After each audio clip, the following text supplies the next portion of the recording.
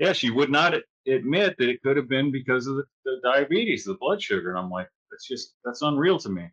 Gary, how did you find carnivore? That was in June of 22. Um, I was pretty much on my own version of a keto diet. I didn't even know anything about ketosis. You've always heard the keto diet. So I was on my version of it, which was just eating real food, chicken. From what I used to eat was junk food, processed food. But anyway, it was my own version of keto. And I was basically my only carbs were from vegetables. So I happened to come across Kerry from Homestead House, I think it was one of his first carnivore videos. And it just really hit me. And I was like, just the way he did the video, it was a great video. And it really hit me. And let me try this, he's really got a lot of good things to say about it. And he really struck me. I mean, usually, whatever it was, it sunk deep. And I said, let me try it. Cause like I said, I was only using the only carbs I was getting was from fresh vegetables, basically. So I'm like, well, I'm already almost there. So let's try it.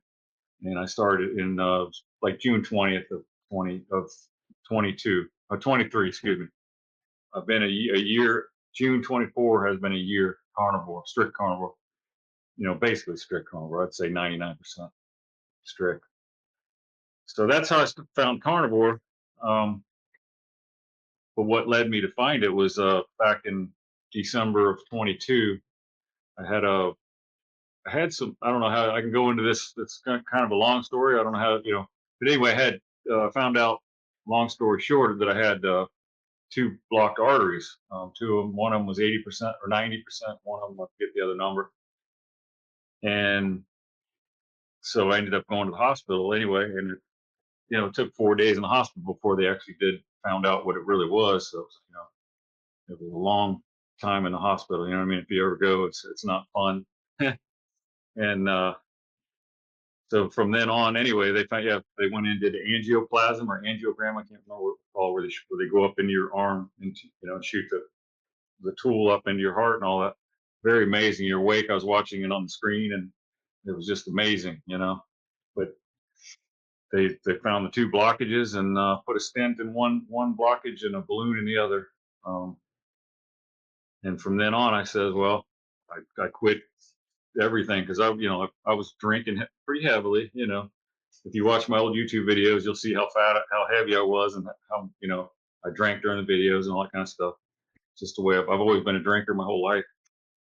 But I decided after that. I says, well, um, I quit I quit sugar. I quit fake sugars. I quit everything at that point. I quit drinking. I quit anything with sugar, which I really recommend to anyone to doing this. I don't. There's some people that I think do carnivore and still have a little sugar or honey or things like that. I think it's really ruining the whole effect of it. I don't think you're getting the full benefit you're going to get because we're think about it, we're addicted to sugar as babies, basically.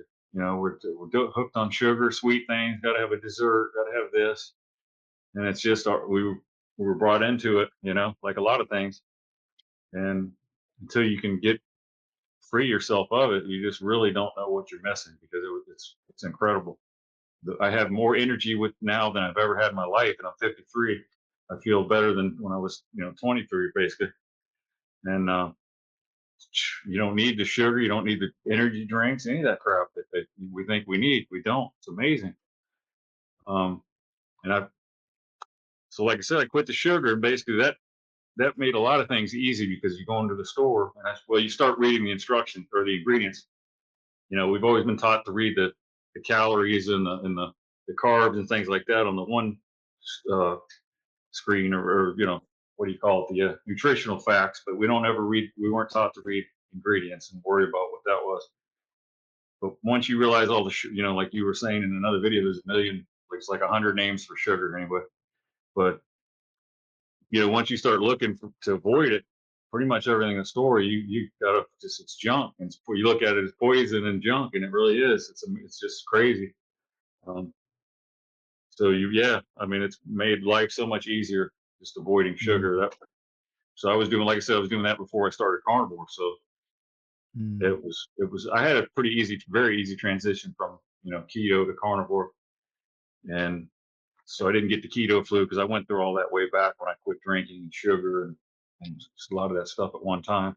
So I was pretty miserable for a while, as you would guess. But I knew I'd get through it, and I knew I'd come out stronger. I knew it was going to be worth it in the end, and I just stuck strong to it. And, because that's how I am. I'm all or nothing. I don't do. I'm either all destroying my body or I'm going to do the right thing and do the take care of my body.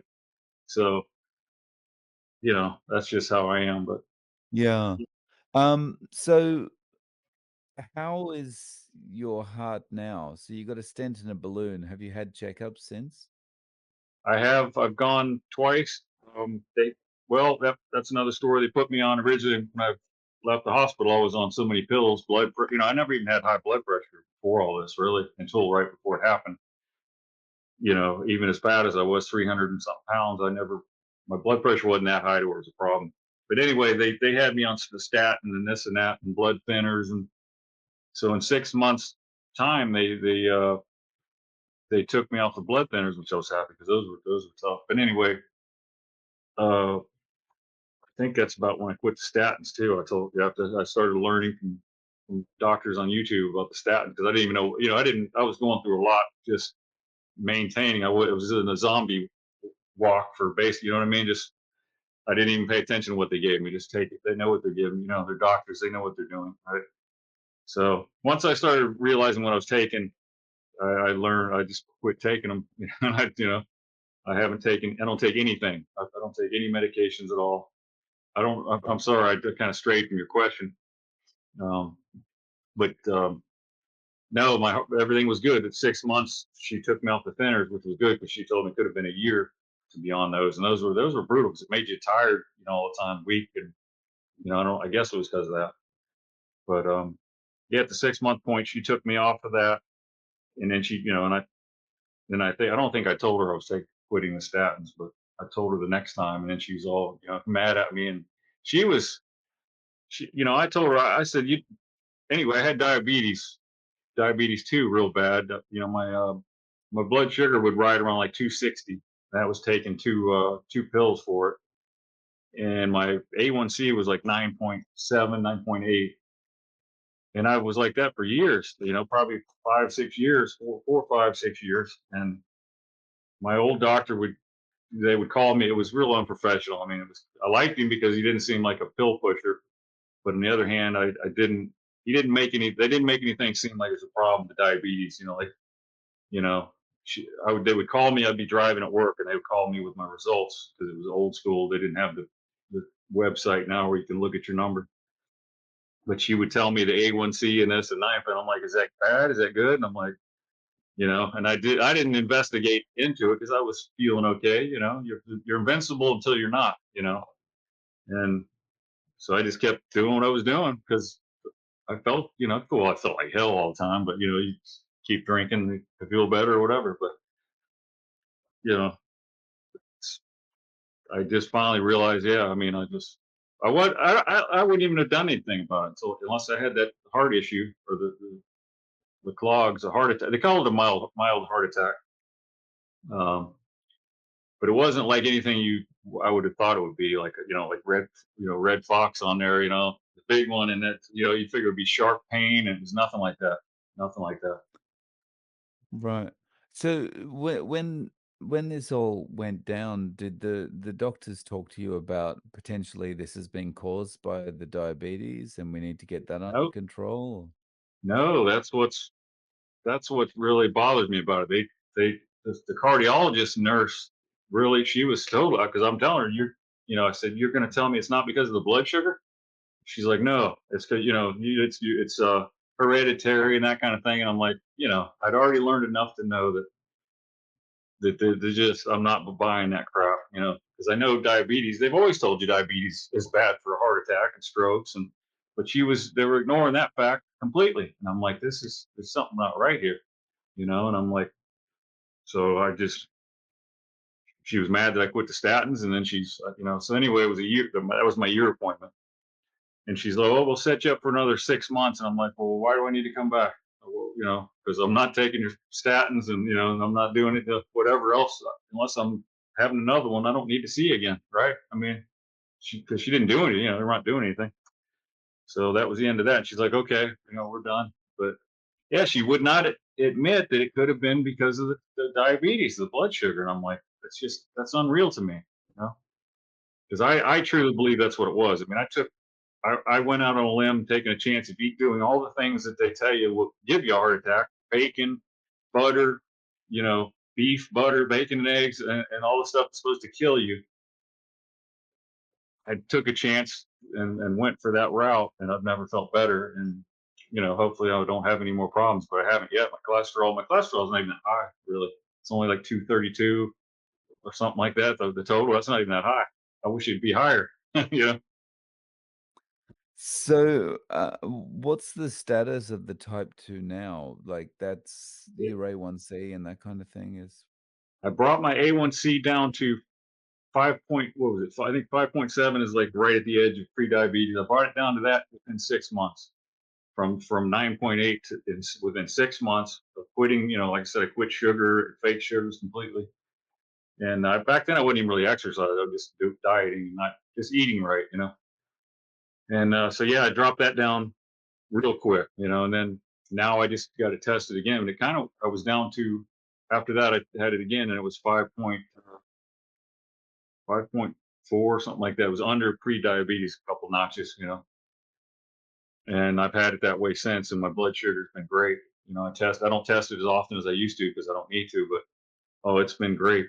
I've got it. I don't know if it's in remission or if it can really beat the diabetes, but that was another thing I learned on my own from YouTube, and basically is that you could beat it because my doctor never gave me the option that I could beat it. It was kind of like I finally had him explain it.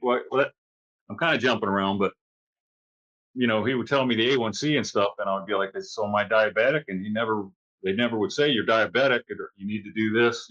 Take.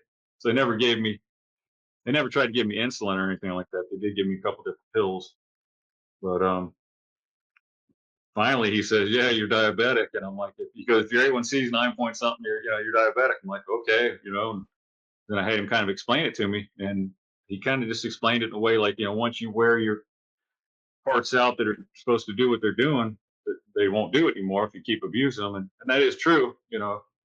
But he didn't give you any kind of option of, hey, you can change your diet and quit doing this, and you'll, can totally just really reverse your health and everything. Um, Yeah, I think that seems to be the most annoying thing about when you're talking to a doctor is, like, their response to everything is almost like, "Well, it was just inevitable. It was gonna happen. It's just how quickly you're abusing your body," or whatever. "There's no way you can reverse this. Take this medication." exactly, exactly. Well, yeah, exactly. And and that's like I said, just from YouTube. Dr. Ken Berry, I think, is one of the ones that I learned that it was an option to even beat it. And I'm like, well, so that was my goal there, was to beat the diabetes or try to beat it. And it's been great. I also had sleep apnea real bad, real bad. Um, that was awful. And I didn't know I had that for years. I mean, you just don't know you have it sometimes. But I found out I had it anyway. I was on the CPAP machine, and I didn't even think that I could eat that. I didn't even think I would get rid of that by doing what I'm doing. So that went away too. So I mean, let's see, I've got a list here, but the diabetes, sleep apnea, acid reflux was real bad. I took pills. Took a pill every day for years for acid reflux. Turns out your body just tells you when it doesn't like something you're eating, which is a lot of the stuff we used to eat. It's trying to tell you something. It's not just take a pill and then I can eat what I want. And that's what I did. But looking back, it's just funny because your body's saying, "Yeah, I don't like this." I think that's what I'm guessing, right? That you broken up with all this stuff. There's a reason for it because I don't have that problem now. I don't need anything for it. So you just got to, and you never listen to your body. A lot of people don't. I never did. You know, like I guess I had chronic inflammation and everything else. I didn't even know what inflammation was. I had no idea. I just thought this is what it feels like to get older and fat and everything hurts, and I had no idea. Just I knew I wasn't taking care of myself properly, but I didn't know what they were causing the inflammation, and the inflammation could cause a heart attack, and they still don't want to tell you that either. The doctors, that that's the main driver of it or whatever. So Yeah, it's I've learned a lot in a little bit of time, in a year, a little over a year. Because it'd be 2 years this December that I started going through learning all this new health stuff and things like that, and so it's been a Yeah. pretty short amount of time. So your sleep must be much better now. Oh yes, yes, yeah, it is, and it definitely I don't need as much. A lot of carnivores say that they don't sleep as long, and I don't. But I feel fine, so I'm not worried about it.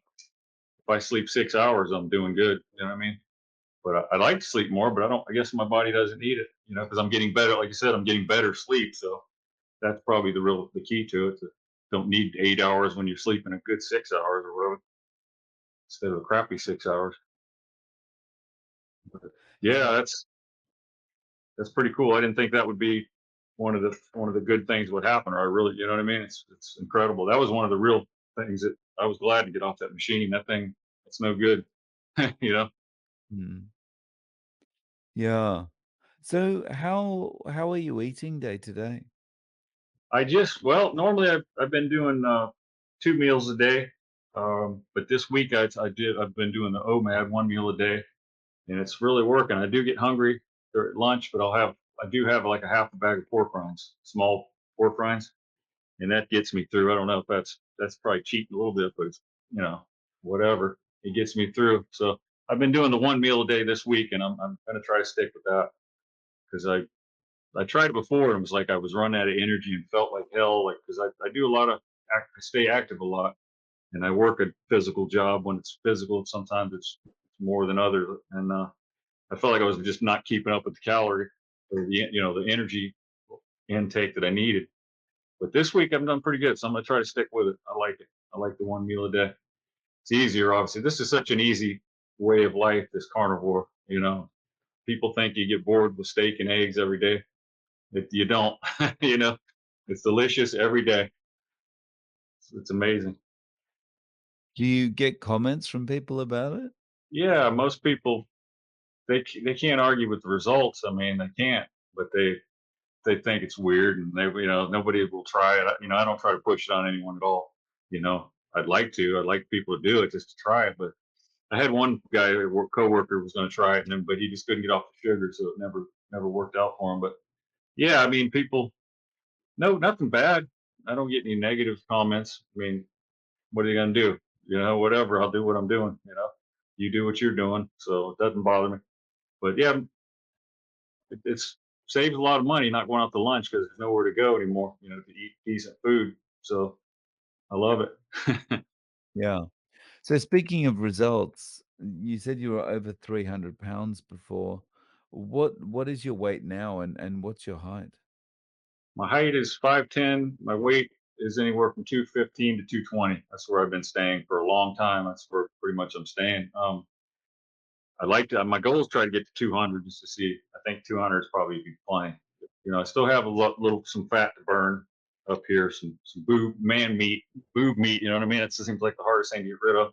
But I was 340, 342 on record on my health app. The Privia on record at 342, and I normally was kept riding around at like 318 for a long time. So and that was it for years, 318, 320. I remember when I went in the hospital for the heart attack, and I was on that bed, and the bed weighs you or whatever when you lay in bed. And she says, "Oh, you're 300," and I'm like, "Oh, all right, I'm hot." Says I'm good, because 300 sounds pretty good. If being 318, and she just looked at me. It was funny, like what's wrong with this guy? But I was happy to be 300, at that time. With that amount of weight loss, you must I mean everything must feel better. Oh, oh God, yeah. I feel like an athlete now. I mean, I go light jogging. I go walk 7 miles every Sunday. Uh, Getting in the sunshine. You know, Soaking in the sun. I feel amazing. I feel like I said, I feel better than I did when I was 30 something. It's crazy. This. It's hard to explain, but it's almost like a drug. I mean, the meat gives me enough. I'm building my muscle again, and it's taking a little while being an older guy, but it's working and it's awesome. I'm hooked on it again. That's what I've been hyper focused on my on exercising this pretty much this whole last year.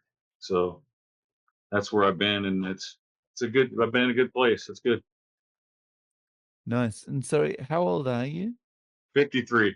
If someone came to you for advice and they said, "Look, Gary, I want to get started with this carnivore thing. You've done so well. You've lost over 100 pounds." What advice would you give them? Say first, stop the sugar addiction. That's what I could tell people that I do talk to that I try to help. Stop the sugar addiction, and everything else will come easy to you. It really will. Because if you like I was saying earlier, if you just start reading the ingredients, and not just sugar, stay away from things you can't even understand. Things with more than one or two ingredients, even or one ingredient. But anyway, you got to start somewhere. So if you just start with the sugar and things like that, that's going to save you from get you, or that's going to get you head in the right direction to really change your life. I believe. I really believe that. Like I said, if you don't quit the sugar, I don't. You're not going to get the full experience out of this way of living. You're really not. I'm sure you know that. You know. Yeah, you just got to get it out of your life. It's the same as with the alcohol. You just got to, it feels great for the second or two where it's, passing your lips and going down your throat, and then that's it, right? Yeah, well, my plan with the alcohol was to quit for a month. That was my first goal. I said, let me do 30 days and see how I feel. And then I got to 30 days and I just like, well, let's keep going. Let's keep going. It just felt great. So then here I am, be 2 years in December. So, and I can be around it. I don't mind. I can go to a bar. It doesn't bother me. I still had all my booze for a year when I quit. Beer in the refrigerator. That's just how I roll. I make my mind up and that's what I do. But I finally gave the stuff away to somebody, but yeah, I don't know. I don't know if I right now I have no plans on ever drinking again, but I don't I don't want to say I won't ever again, but right now I'm not. I'm not going to until I get to the goal of the weight loss and my body composition the way I want to try to get it to be. That's I'm not going to definitely not going to do it until then.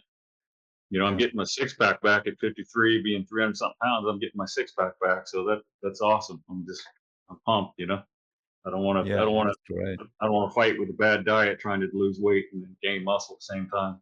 It's just too much. Mm. What was the hardest thing for you to give up, alcohol or sugar?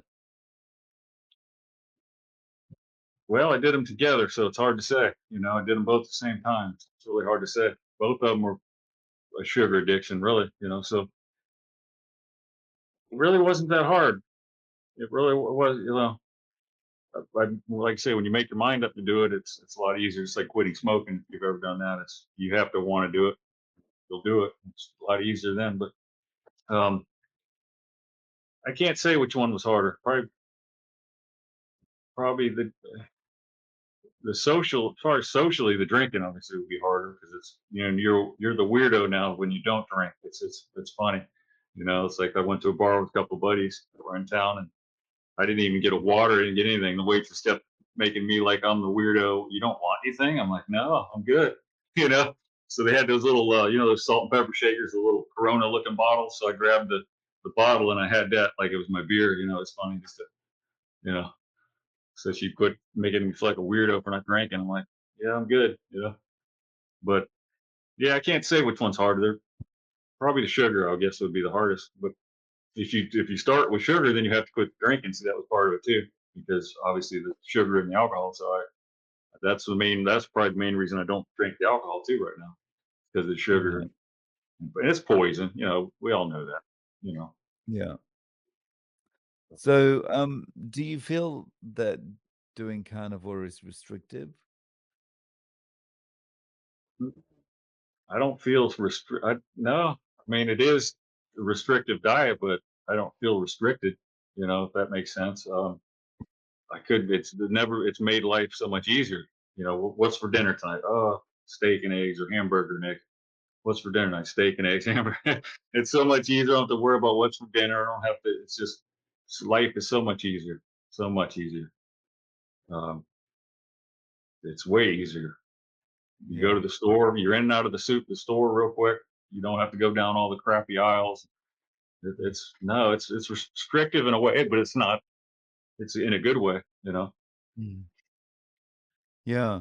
So, I guess you've probably got a lot of time back since you started doing this, right? Because you're not spending time thinking about what you're gonna eat, you're not spending time in the supermarket, that kind of thing. Um, how has that had an impact on your life? That's a good point. That there is a lot more time, you know, not planning what you're going to eat, and see, that's what my buddies would joke. You know, I used to live to eat instead of, now I eat to live. And so, that's the American, that's our society. Oh, what are we? Hell, we're worrying about what we're going to have for dinner tomorrow night. Lunch tomorrow. And no, it's gave me a lot of time, a lot more free time and less stress, I should say. You know, anytime I hate going to any store, grocery store. So, you know what I mean? I go maybe once a week, if that, so it's been great for that. Definitely more time, spent on better things than what I used to. So is there any way for people to reach out to you? Do you have any social media, YouTube, anything like that? I have my YouTube channel. I just changed the name of it, but it was the Food Porn Network, and I decided that's probably a bad name now since I'm not going to be doing cooking videos anymore. I might could cook a steak or something here and then. But I just changed it to Carnivore Fitness. I think it's 2K4 or something because the other Carnivore Fitness must have been taken. No worries. Well, I'll put your YouTube in the show notes. Um, thank you so much for coming on today, Gary, and sharing your story. I really appreciate your time. Thank you. Thanks for having me, Dave.